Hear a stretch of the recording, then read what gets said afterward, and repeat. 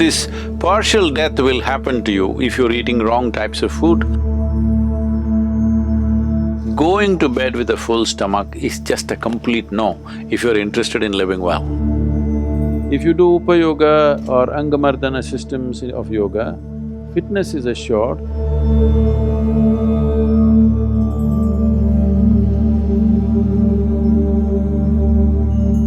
About eating food.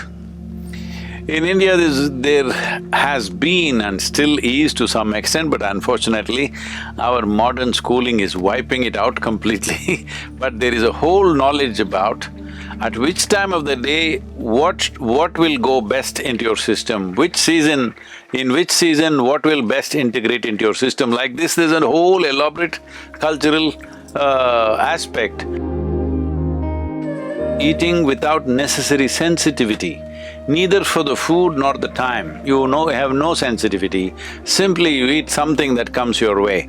There is a big price to this, attached to this, there's no question. Above all, it is not just about ill health.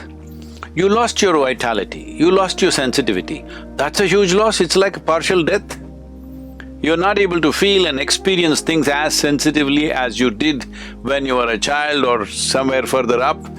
That means you're half dead.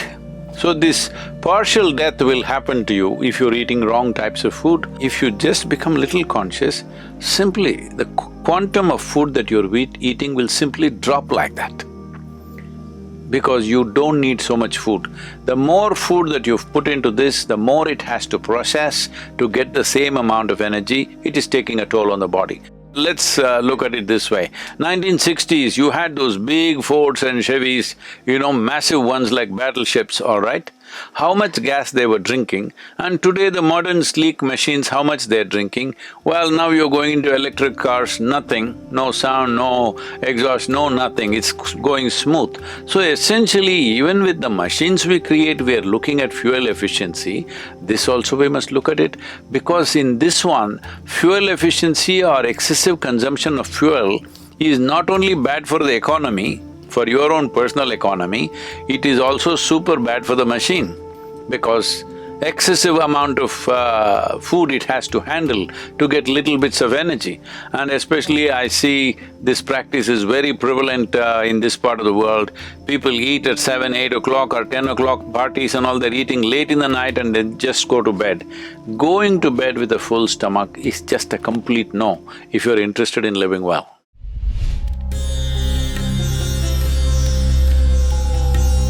There is something called as Upa Yoga, that means sub-yoga, or useful processes of doing things which has no spiritual dimension attached to it.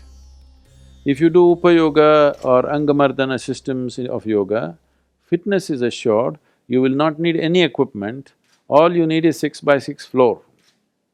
And you will be super fit and you can build your muscle, everything.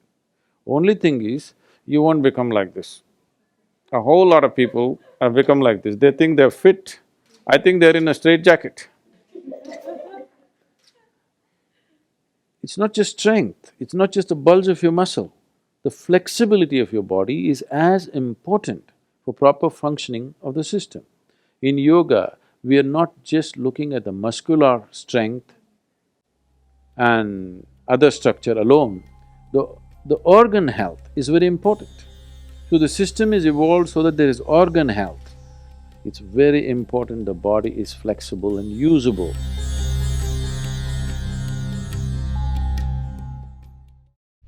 Fitness and well-being does not mean walking on a treadmill, having bulging muscles like that, no.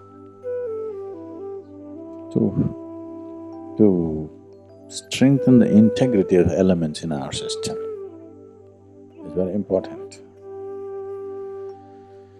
So is there some way to do it? Yes, there are specific methods with which we can do. One simple way right now is work with the earth and water and plants and stay outdoors. That itself will do something. But in yoga there are specific methods.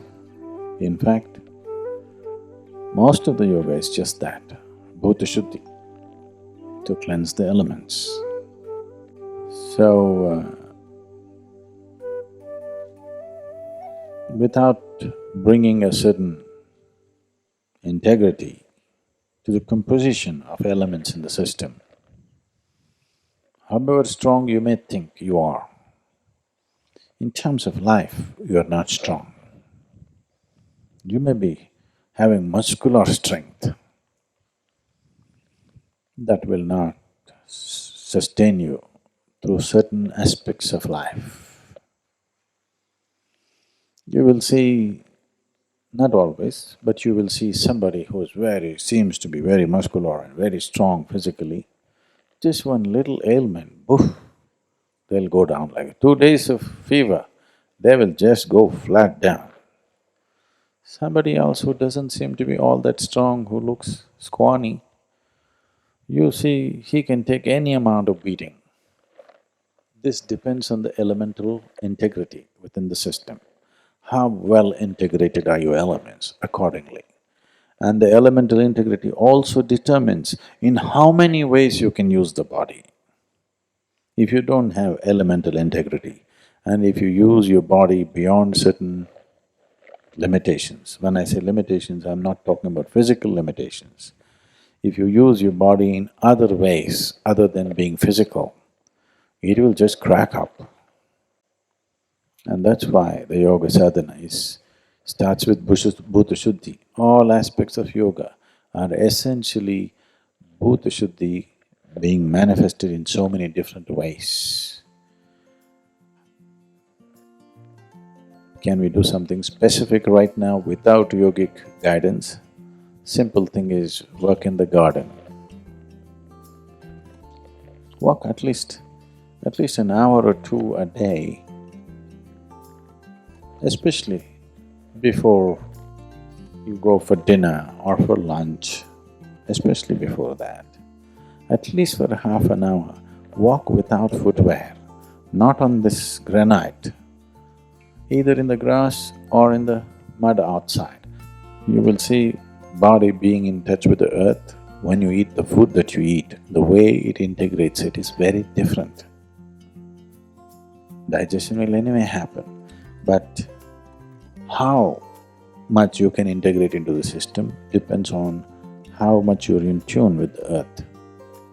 So, even half an hour if you walk without shoes or footwear, and the body remains in touch with the earth, you will see the elements will function with little more integrity than the way it is right now.